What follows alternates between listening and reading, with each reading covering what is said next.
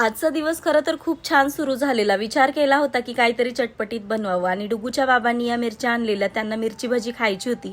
पण लाईट गेल्यामुळे इंडक्शन काही चालत नव्हता. त्यावेळेस बनवणं काही झालं नाही आणि आता डुगूचे बाबा झोपलेले. मी न विचारता बनवायला घेतलं. यूट्यूबला रेसिपी बघितली आणि सेम त्या पद्धतीने बनवण्याचा प्रयत्न केला. पण हा प्रयत्न माझा सक्सेस झाला नाही.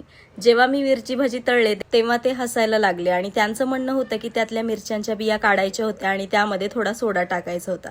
यामुळे माझा पण मूड ऑफ झालेला. त्यांनी तर मिरच्या काय खाल्ल्या नाही, मी एकच खाल्ली, पण एवढी झणझणीत झालेली की डोळ्यातूनच पाणी आलं. मग रात्रीच्या चपात्या उरल्या होत्या, त्या चपातीचा चिवडा बनवला आणि तोच नाश्ता झाला.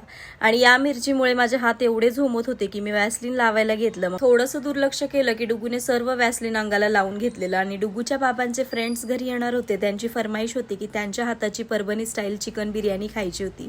त्यामुळे डुगूचे बाबा 2 किलो चिकन घेऊन आले आणि बनवायला घेतली. मी सुद्धा त्यांच्यासारखी बनवण्याचा प्रयत्न करते, पण मला काही जमत नाही.